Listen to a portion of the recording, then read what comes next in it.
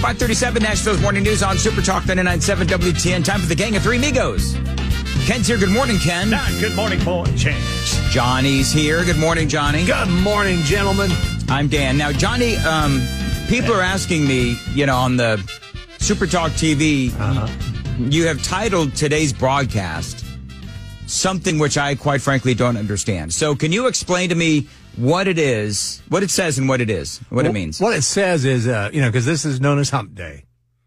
So I said, we're Tangin the Hump on Nashville's Morning News. We're Tangin the Hump. Tangin the Hump. And I actually got that phrase from a gentleman that's no longer with us, Billy Block, who used to do some great shows here, Western Beat Roots Revival. Okay. And his wife, Jill. Okay. And they say that James Brown used to say that in the studio when he wanted the drummer to not just hit the cymbal, he wanted to hit the top part of the cymbal. And he said, "Tang the hump, baby. Tang the hump." Tang the hump. Yeah. Is this Tangin the Hump? No, that's actually hitting the cymbal. The hump is the top part of the cymbal. It kind of makes a tinging sound. And James tends I'm to just let that float out there. Okay, sure. I'm trying to think because I like drums. I love drums. I'm trying to figure out how it. Well, drummers how it know what I'm actually sounds. talking about. Okay. Which means there's probably a lot of people in this town who know exactly what Brother Johnny B's talking about. Remember how much the audience loves when I give them homework. Yeah. So if you're a drummer, your spouse is going to love this, and your kids. If you're a drummer, do me a favor, take a video of you tanging the hump. Yeah, baby. And send it in to 615-737-9986. I want to see if there's any drummers out there that will my wife could. Tang the hump for me. See, my wife could. She plays drums. Okay. You know what, Glenna? Oh, she's at work. Tang the hump. Oh, whatever. She's working. Got to work for a living, baby. Mm-hmm. She married a radio man. What can I say? So, all right. So, last night was a great event. I'm hesitant as to whether or not I want to admit what happened last night.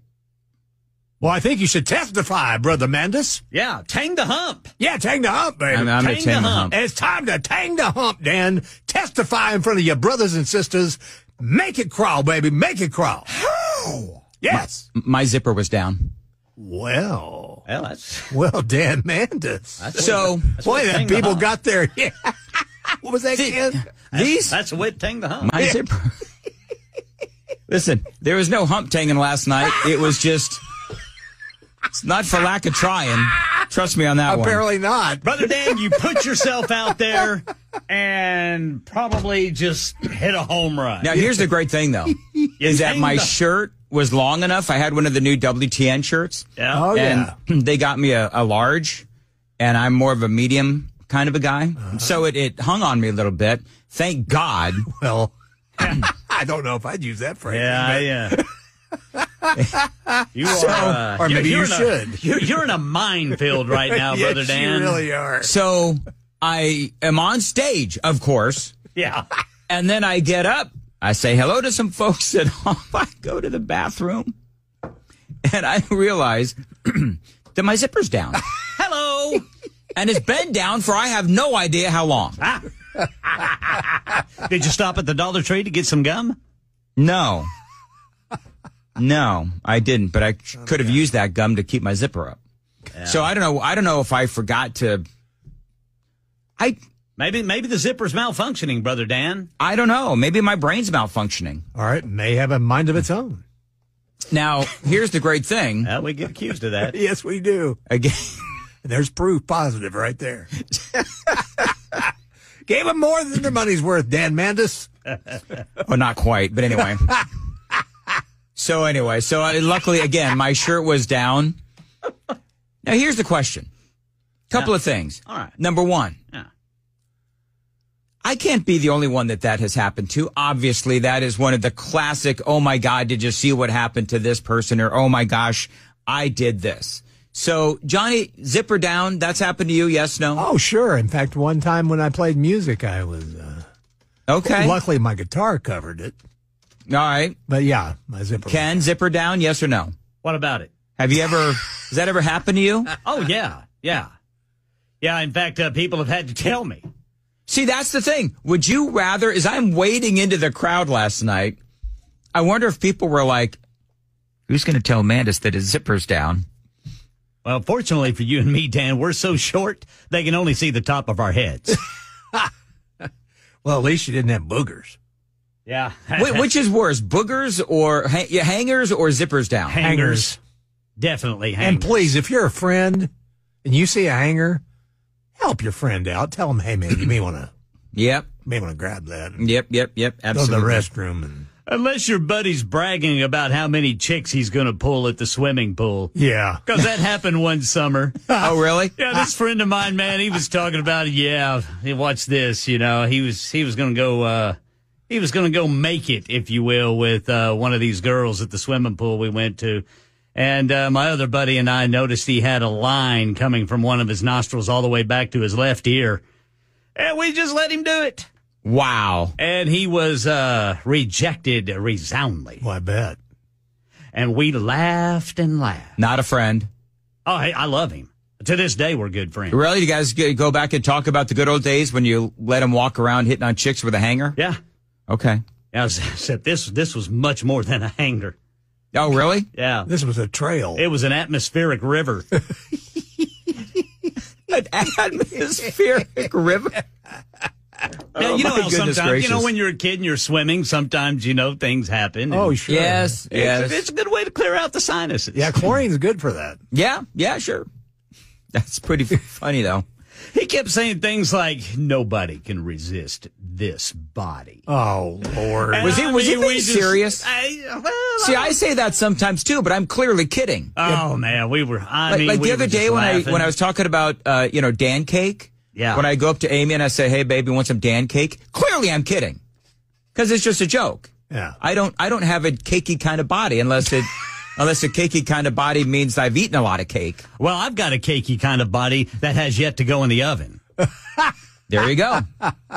Mine's overdone. Mine's burnt. Anyway. So apparently Nikki Haley is not going to endorse Donald Trump. Are you seeing that? I'm seeing that all over the place, Brother Dan. I'm Breaking seeing it. news. Channel 31, Channel 4, Channel 48, everywhere. You knew that this day was going to come where, I kind of figured when she was going back to South Carolina and she didn't have anything planned and she had very little media bought and no more appearances, it's time for her to hang it up. And I don't know, again, and I really wasn't joking. Brian asked me during the event last night, what do you think Nikki Haley's next move is? She's going to be a commentator for MSNBC or maybe CNN. But I think that's probably her next step because I think from a political standpoint, I don't see any place for her in the Republican Party. And I don't see any place for her in the Democrat Party either. No labels, third party. I have no idea.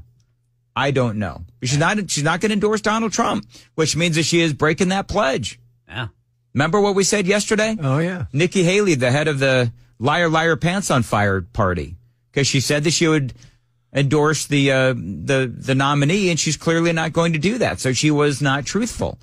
Now, I'm not going to pearl clutch over a politician lying. I mean, of course, this is part of what they do. So there you go.